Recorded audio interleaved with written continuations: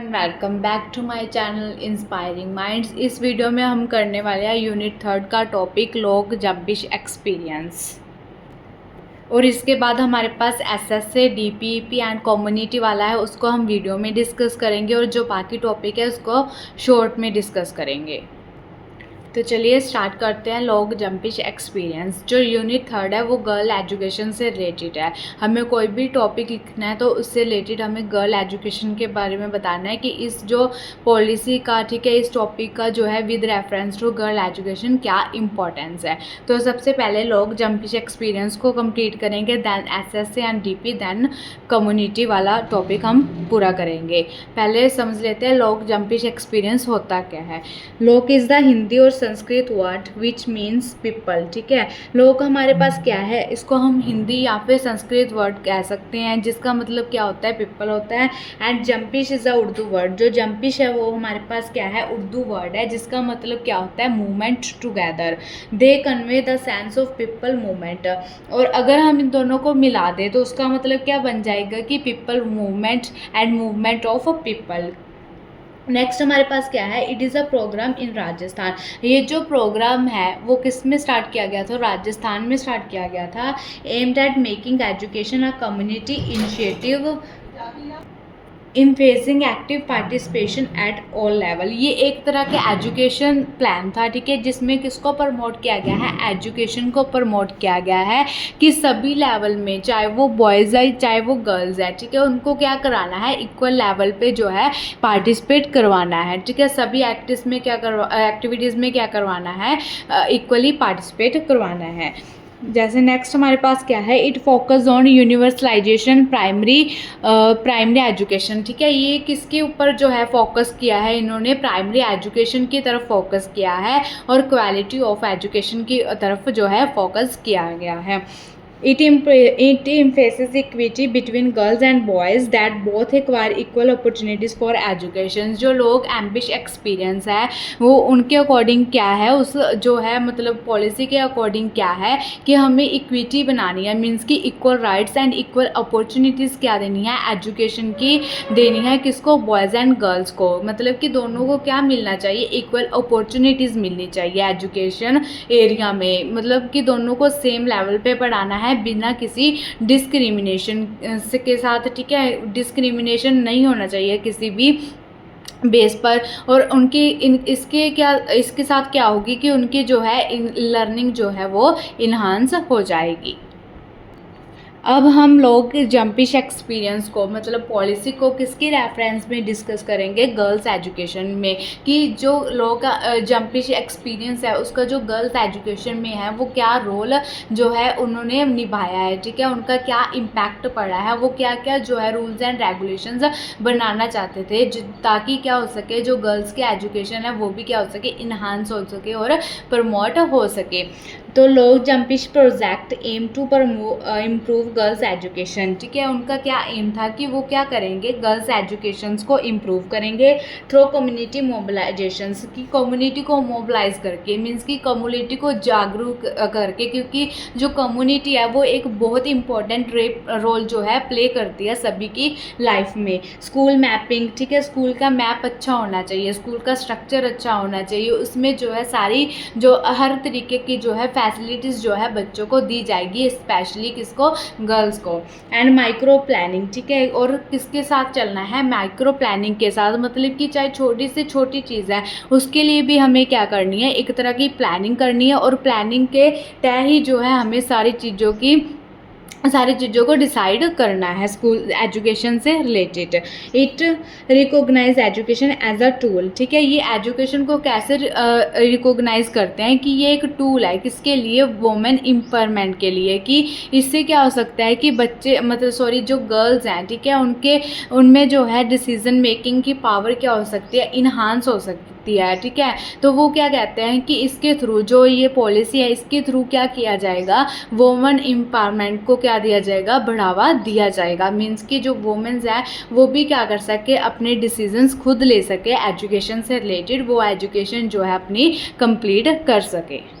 So first point इसका क्या बनता है हमारे पास, कम्युनिटी इन्वॉल्वमेंट, क्योंकि सबसे पहले जो है इसकी बात कम्युनिटी की ही बात जो है लोक जंपिश के जो है अकॉर्डिंग की गई है कि कम्युनिटी की इन्वॉल्वमेंट होना बहुत ज़रूरी है। Lok Jumbish involve community members in school related activities such as surveys, school mapping which improves the girls education. ठीक है, ये जो पॉलिसी है वो कम्युनिटी को क्या करती है, इन्वॉल्व करती है, किससे रिलेटेड, अगर कोई स्कूल रिलेटेड एक्टिविटीज़ हो रही हैं, चाहे वो किसी प्रकार का सर्वे हो रहा है, ठीक है, स्कूल की मैपिंग हो रही है, ताकि जो कम्युनिटी है, जिस हम कम्युनिटी में रह रहे हैं, ठीक है, उनको क्या पता होता है, सब कुछ पता होता है कि हमारी कम्युनिटी में बिहेवियर लोग कैसे करते हैं, ठीक है, रहते कैसे हैं।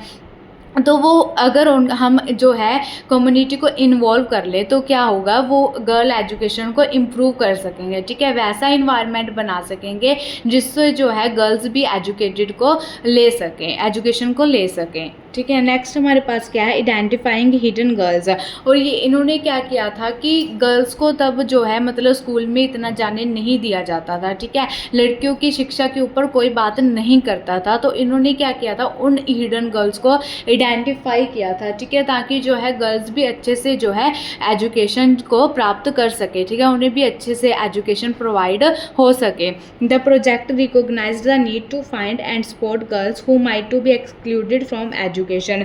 ठीक है, जो ये प्रोजेक्ट है वो क्या करता था कि ज़रूरतों को, ठीक है, और जो मतलब गर्ल्स को फाइंड करता था कि जिन्हें जो है एजुकेशन से वंचित रखा गया है, मतलब कि उनके पेरेंट्स जो है एजुकेशन उन्हें नहीं लेने दे रहे, स्पेशली वो who were not initially determined, ठीक है, कि जिनको आगे नहीं बढ़ने दिया जाता, तो ये इनके अकॉर्डिंग, इस पॉलिसी के अकॉर्डिंग क्या किया गया था, उनको प्रमोट किया गया था, और जो उनकी फैमिलीज़ को जागरूक किया गया था कि जो गर्ल्स के लिए भी एजुकेशन क्या है, जैसे बॉयज़ के लिए एजुकेशन इम्पोर्टेंट है, वैसे ही गर्ल्स के लिए भी क्या है, एजुकेशन इम्पोर्टेंट है।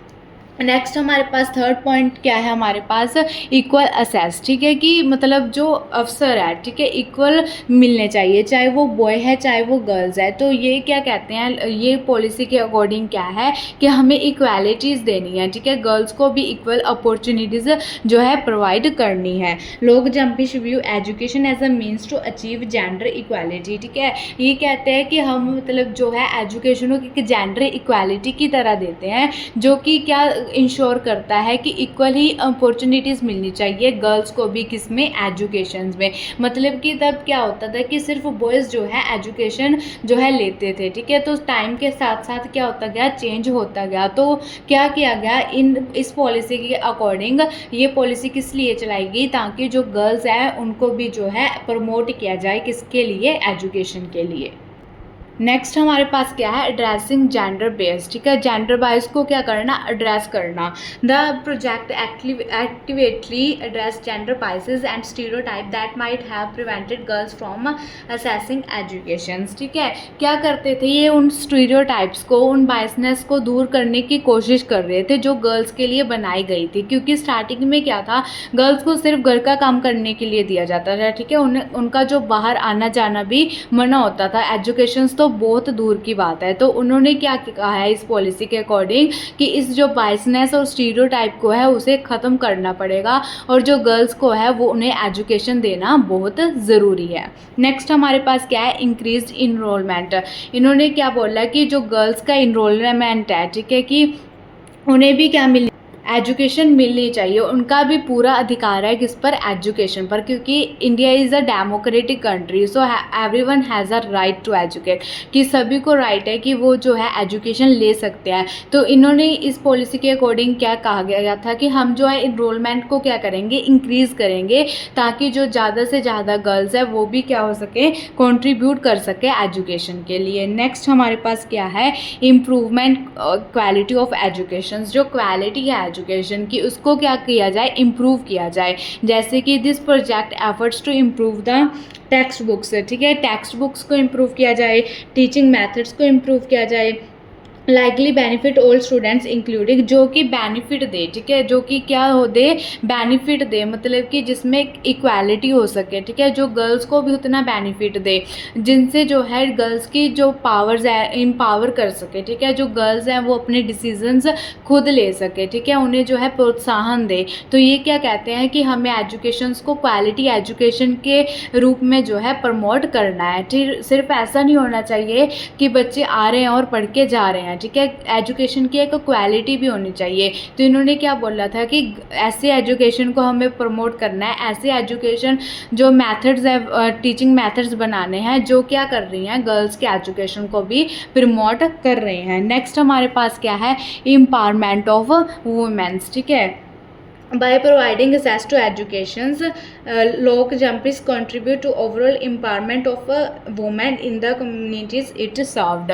तो ये क्या कहता है कि हमें जो है वोमेंस को इम्पावर करना है। इम्पावर का मतलब क्या होता है हमारे पास, कि वो जो है उनको एक अंडरस्टैंडिंग, एक कॉन्फिडेंस देना है, ताकि वो जो है खुद ले सके अपने डिसीजंस को, ठीक है, किसी की तरफ जो है किसी के ऊपर डिपेंड ना रहे, किसी की तरफ ना देखे कि अगर वो बोलेंगे तो ही मैं ये काम करूँगी। तो क्या होना चाहिए, इंडिपेंडेंट बनाना है, ठीक है, इस पॉलिसी के अकॉर्डिंग जो है गर्ल्स को क्या बनाना है, इंडिपेंडेंट बनाना है, वो कॉन्फिडेंस जो है उन्हें प्रोवाइड करना है, ताकि वो खुद ही अपने क्या ले सके, डिसीजंस अच्छे से ले सके। इन कंक्लूजन, ठीक है, कंक्लूजन में हम क्या बोलेंगे, the Lok Jumbish project success in improving girls education, gender equality etcetera, ठीक है, जो हमारे पास ये प्रोजेक्ट है उसका क्या एम था कि वो एजुकेशन में इम्प्रूव कर सके, ठीक है, गर्ल्स एजुकेशन में इम्प्रूव कर सके और जेंडर इक्वालिटी में भी इम्प्रूव कर सके। तो इसी के साथ हमारा ये टॉपिक यहीं पे ख़त्म होता है। अगर आपको टॉपिक अच्छा लगा हो तो चैनल को सब्सक्राइब कर ले, शेयर कर दे, लाइक कर दे, कमेंट कर दे। Thank you, have a nice day.